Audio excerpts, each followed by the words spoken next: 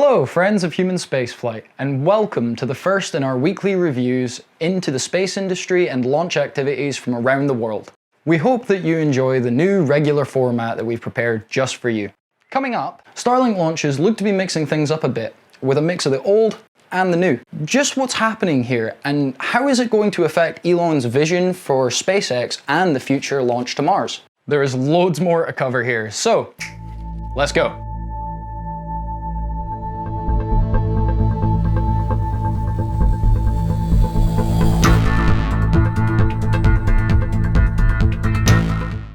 Starlink launches took a back seat on this past week, with the preparation of the Crew 6 mission being completely the focus. Ironically, the launch in the early hours of Monday morning was delayed due to an issue with ground support equipment. As to why,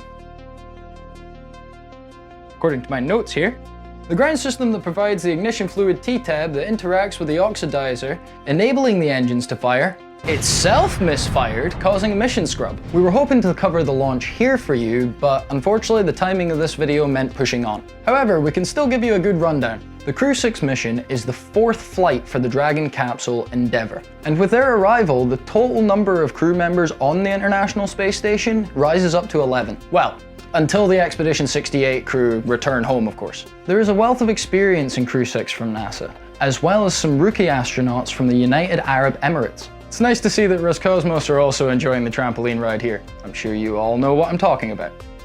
On the off chance you're not, back in 2014, in response to sanctions that the US placed on Russia after actions towards Ukraine, Dmitry Rogozin, then Russian Deputy Prime Minister, said, "After analyzing the sanctions against our space industry, I suggest to the USA to bring their astronauts to the International Space Station using a trampoline." Gotta say, I have a lot of experience with trampolines. Never once got to space, no matter how hard I tried. You may remember at the time the US was relying on purchased seats aboard the Soyuz after the retirement of their space shuttle program. Now it's the standard to have integrated crews, despite geopolitical tensions.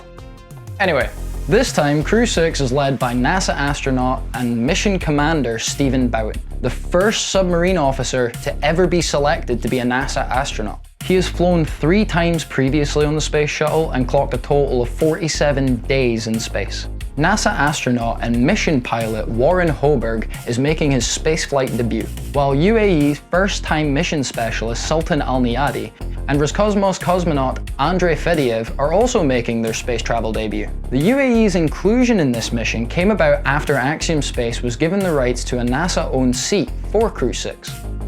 This was in return for Mark Van de Heij's flight on Soyuz MS-18. The seat for the Crew 6 was then awarded to the UAE, rewarding Al Niyadi for all the hard work it took to get to this point. I'll also point out he was one of 2 people to be chosen out of 4,000 odd applicants. Best of luck for the incoming crew, and a safe return to the Expedition 68 crew as well. Time for the long-awaited first launch of 21 Starlink version 2.0 mini satellites, marking a significant milestone in delivering this new communication technology. It was a lovely evening on Slick 48 at the Cape.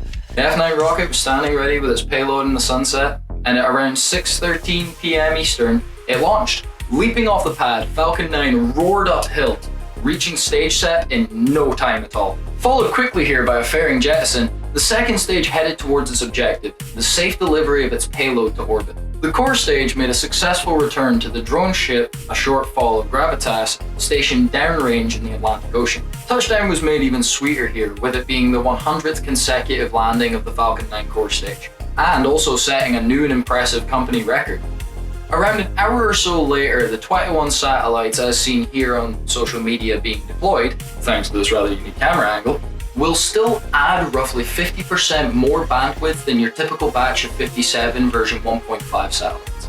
With the successful deployment of these mini satellites, the number of Starlink satellites launched has surpassed an impressive 4,003, and of that, approximately 3,706 will still be in orbit. This is a significant step forward in advancing the technology required for building a global network that can provide high-speed internet access to underdeveloped areas around the world. Further adding to the significance of this mission, the new downsized version 2 mini satellites pack a punch and are cheaper to fuel, using the new Argon Hall thrusters in space for the first time. Version 1.5 satellites and the Krypton propellant they use costs around $1,800 per kilo, whereas Argon only costs about $17 per kilo. Quick calculations put the version 2 minis at around 830 kilos each compared to the full-size version, which is set to launch on Starship at around 1,130 kilos each. More powerful phased array antennae and E-band gives access to more frequencies and increased bandwidth overall. 4 times the capacity, in fact. So as we wait for Starship to do the heavy lifting, Falcon 9 continues its history as the workhorse for SpaceX. Once in full production and full size, it is clear that these version 2 satellites will generate the important revenue that Elon needs to drive the Starship program. So where exactly are we with Starship? Well, I'm glad you asked, as we now head on over to Starbase, Texas. And work continues to prepare all the systems for Ship 24 and Booster 7's inaugural orbital launch flight in March 2023. Over the week, SpaceX continued to install the panels around the outside of the orbital launch mount, and they also installed a protective extension onto the bottom of the booster quick disconnect hood. Ship 25, the next vehicle in line, was lifted off of Pad B and onto a transport stand where it was moved back to the production facility, and the next day over to Macy's site, where it will likely be used to verify the ship's cryostation that SpaceX recently constructed there. While also on the note of Ship 27, that vehicle was fully stacked this week in the high bay. Ship 26 was attached to the LR-11000 crane ahead of dismount off of Pad B following a successful cryo test last week. This is one of the 2 vehicles, with Ship 27 being the other, that lacks the flaps, PEZ dispenser, and the other components that are required to recover the vehicles. We believe that the reason why SpaceX chose to create these 2 expendable vehicles was solely to allow workers at Starbase to get experience with producing Starships, and to do so at a faster rate than if they were to also add those extra components. It also means that if SpaceX do fly these vehicles, they will be able to gain flight data quicker, as less testing and checkouts will be required before their flights. Ship 26 was then transported back to the production facility. Relativity Space is leading the way with its groundbreaking achievements.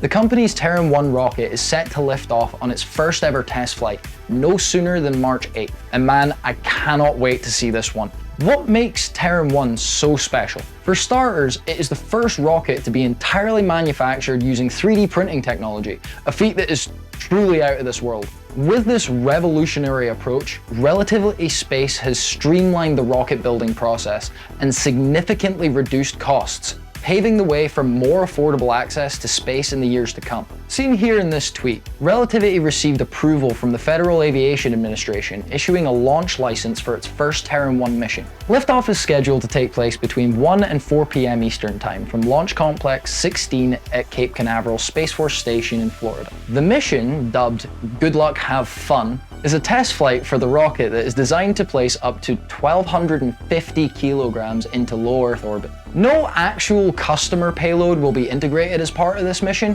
What's truly remarkable is that the overall test campaign up to now has given Relativity Space the confidence to proceed with the launch without another hot fire of the first stage. This showcases the company's faith in its cutting-edge technology, as well as its unwavering commitment to safety and precision. The Terran 1 rocket is also a technology pathfinder for the larger, fully reusable Terran R rocket, which will add yet another option for affordable access to space thanks to being reusable and capable of lifting greater mass to orbit. With Relativity Space at the helm, the possibilities are endless, and the future looks brighter than ever. So get ready, because the countdown on the first Terran 1 launch is officially on. This is a monumental occasion, and I will certainly be watching as Relativity Space makes history. Some news finally emerged recently regarding the United Kingdom's first orbital launch attempt on January 9, 2023. Unfortunately, the launch experienced an anomaly, resulting in a premature engine shutdown and failure to reach orbit. Virgin Orbit began its investigation immediately after, utilizing extensive telemetry data to understand the cause of the failure. The subsequent investigation confirmed that the Virgin Orbit team executed pre-flight preparations, carrier aircraft takeoff, captive carry flight, and rocket release as planned. Additionally, the ignition, first stage flight, stage separation, second stage ignition, and fairing deployment of the Launcher 1 rocket were normal. A significant first of its kind achievement for any orbital launch attempt from Western Europe. Launcher 1 had previously performed successfully on all 4 of its operational flights, delivering 33 payloads to orbit. However, key observations at this point in the investigation indicated that a fuel filter within the fuel feed line had come adrift at the beginning of the second stage first burn. Additionally, data showed that the fuel pump operated at a less than optimal efficiency level, resulting in the Newton 4 engine being starved for fuel. As a result of this, components elsewhere and in the vicinity of the abnormally hot engine malfunctioned, causing the second stage thrust to terminate. This early thrust termination ended the mission, causing the second stage and its payload to fall back to Earth, hitting the sea in the approved safety corridor in the Atlantic Ocean. While this event was disappointing for sure, the massive amount of data gathered enabled Virgin Orbit to make the necessary improvements and advancements to their technology to ensure the success of future launches. It is important to remember that space exploration and technology development is a constant learning process, and the failures are just as critical to understand as the successes. Launcher 1's next flight is yet to be confirmed. Could we see a temporary grounding happen here due to the lack of funds? Let me know what you think in the comments down below. Some financial analysts have speculated that Virgin Orbit has enough cash to survive until about March. Could we see the UK government step in here to help stave off bankruptcy? With other UK-based companies such as Orbex and Skyrora set to be the next major players on the scene in the not-too-distant future, one could argue that the UK government investment in Virgin Orbit would be hard to justify. Well, that's a wrap on a busy week, and I look forward to bringing you the latest developments in space news on a more regular basis from now on. Thanks to new and experienced talent joining the production team recently, and an editor who is thoroughly missing his bed. Why yes, he does miss his bed. Very much. Please let me know what you think of the new format. Thanks for watching, and remember, onwards to the future. This is that's gonna be, ooh.